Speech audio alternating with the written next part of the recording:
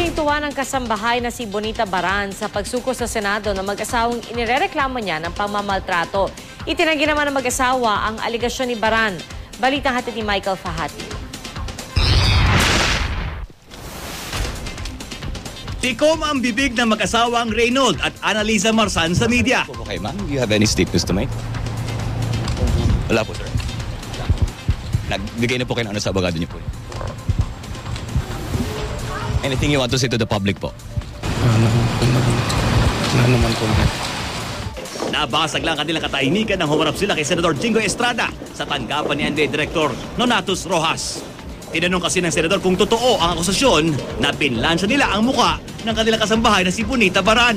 Medyo madumi po kasi sa katawan niya. May kumagat po siguro. Siya po yung gumawa niya. Sabihin, hindi niya pinlansya yung mukha niya. Hindi po. Yan, ginawa niya. Wala po. Itinanggi ng mag-asawang Marsan ang lahat na akusasyon ni Baran tulad ng hindi raw pagpapakain sa kanya. Pinapakain mo pa siya ng ipis. Hindi po. Una po, siya yung nagluluto.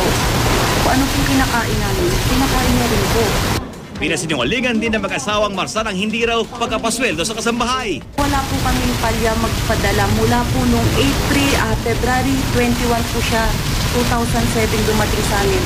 Hanggang April 21, 2012 po ang huling padala namin. Wala pong patid. Kahit isang buwan po walang patid.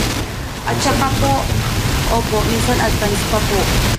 Hinala ni Mrs. Marsan sa ibang lugar daw nangyari ang pagkawalupit kay Baran at ibang tao ang may kagagawa nito. Noong umalis daw ito noong Mayo para magbakasyon sa probinsya, nakausap pa raw ni Mrs. Marsan si Baran sa telepono. Masaya pa raw ang tono nito pero hindi siya sinundo ng kanyang mga magulang bagkus na masukan daw sa ibang amo. Nagulat na lamang daw sila nang mapanood si Baran sa telebisyon na masama ang sinapit at sila ang pinagbibintangan. Tila hindi naman kumbinsido si Estrada sa salaysay ng mag-asawa. Nakita niyo na may tsura ng bata. At talagang nung nakita ko sa video, nakakaawa. At walang taong matino magagawa sa kanila. Ayon sa abogado ng mga Marsan, dapat daw narespetuhin din ang nakasampa ng kaso sa QCRTC laban sa mag-asawa. Ayon kay Estrada, isang magandang development ang pagsuko ng mag-asawa. I'm very happy that they surrendered. At least mabibigyan ng katarungan yung nangyari kay Bonita. But it is up to the courts to decide on the criminal aspect. Samantala, si Baran na nasa kabilang kwarto lamang at naghihintay, laking tuwa sa pagsuko ng kanyang mga dating amo. Buti naman po, nagpakita naman po sila. Tsaka panagutan nilang ginawa nila sa akin. Alam mo, bulag na po ako. Kaya wala po silang masabi na hindi nila ginawa yung ginawa nila sa akin. Michael Fahatin, GMA News.